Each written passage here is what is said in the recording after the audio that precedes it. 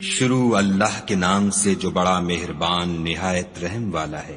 طٰہٰ، اے محمد صلی اللہ علیہ وآلہ وسلم، ہم نے تم پر قرآن اس لیے نازل نہیں کیا کہ تم مشقت میں پڑ جاؤ، بلکہ اس شخص کو نصیحت دینے کے لیے نازل کیا ہے جو خوف رکھتا ہے۔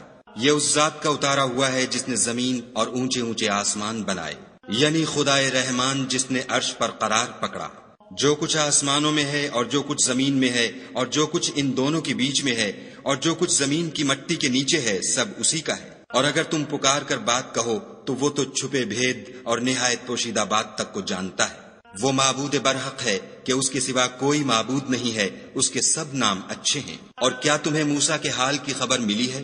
جب انہوں نے آگ دیکھی تو اپنے گھر کے لوگوں سے کہا کہ تم یہاں ٹھہرو، میں نے آگ دیکھی ہے، میں وہاں جاتا ہوں، شاید اس میں سے میں تمہارے پاس انگاری لاؤں یا آگ کے مقام کا رستہ معلوم کر سکوں۔ جب وہاں پہنچے تو آواز آئی کہ موسیٰ، میں تو تمہارا پروردگار ہوں، تو اپنی جوتیاں اتار دو، تم یہاں پاک میدان یعنی طویٰ میں ہو، اور میں نے تم کو انتخاب کر لیا ہے، تو جو حکم دیا جائے اسے سنو۔ بے شک میں ہی خدا ہوں، میرے سوا کوئی معبود نہیں، تو میری عبادت کیا کرو اور میری یاد کے لیے نماز پڑھا کرو۔ قیامت یقیناً آنے والی ہے، میں چاہتا ہوں کہ اس کے وقت کو پوشیدہ رکھوں تاکہ ہر شخص جو کوشش کرے اس کا بدلہ پائے۔ تو جو شخص اس پر ایمان نہیں رکھتا اور اپنی خواہش کے پیچھے چلتا ہے، کہیں تم کو اس کے یقین سے روک نہ دے تو اس صورت میں تم ہلاک ہو جاؤ۔ اور موسیٰ، یہ تمہارے داہنے ہاتھ میں کیا ہے؟ انہوں نے کہا، یہ میری لاٹھی ہے، اس پر میں سہارا لگاتا ہوں اور اس سے اپنی بکریوں کے لیے پتے جھاڑتا ہوں، اور اس میں میرے اور بھی کئی فائدے ہیں۔ فرمایا کہ موسیٰ، اسے ڈال دو، تو انہوں نے اس کو ڈال دیا اور وہ ناگہاں سانپ بن کر دوڑنے لگا۔ خدا نے فرمایا کہ اسے پکڑ لو اور ڈرنا مت، ہم اس کو ابھی اس کی پہلی حالت پر لوٹا دیں گے، اور اپنا ہاتھ اپنی بغل سے لگا لو، وہ کسی عیب و بیماری کے بغیر سفید چمکتا دمکتا نکلے گا۔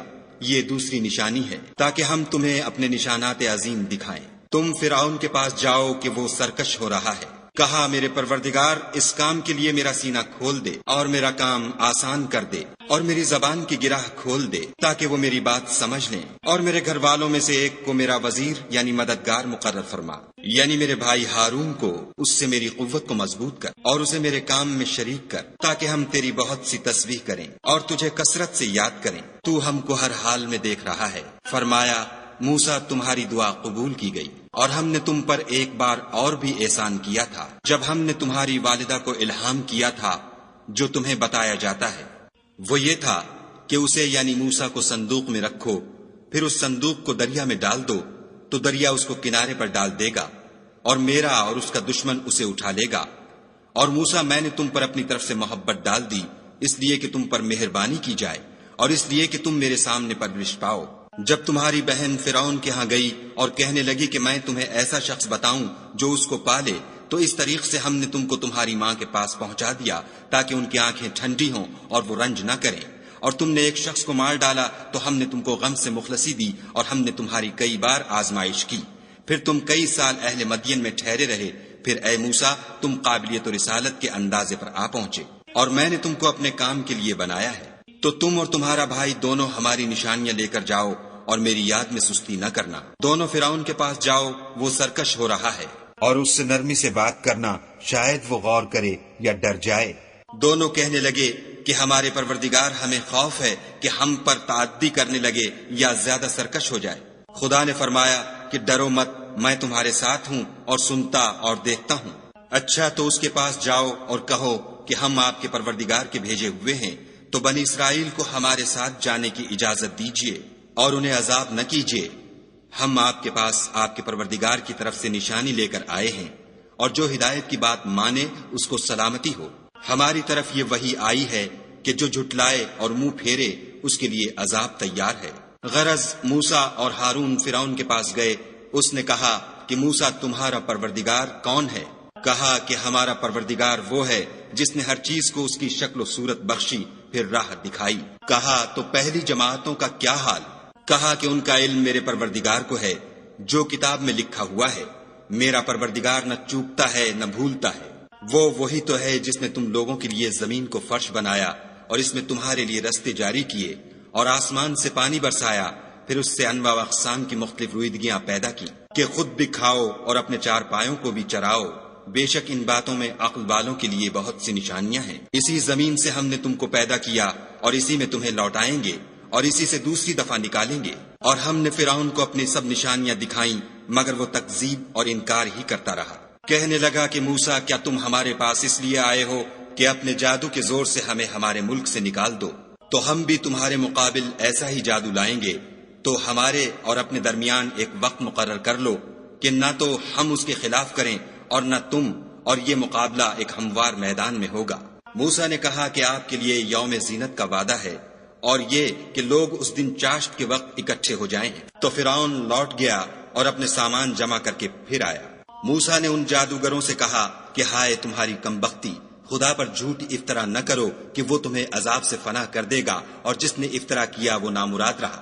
تو وہ باہم اپنے معاملے میں جھگڑنے اور چپکے سرگوشی کرنے لگے۔ کہنے لگے یہ دونوں جادوگر ہیں، چاہتے ہیں کہ اپنے جادو کے زور سے تم کو تمہارے ملک سے نکال دیں اور تمہارے شائستہ مذہب کو نابود کر دیں۔ تو تم جادو کا سامان اکٹھا کر لو اور پھر قطار باندھ کر آؤ، آج جو غالب رہا وہی کامیاب ہوا۔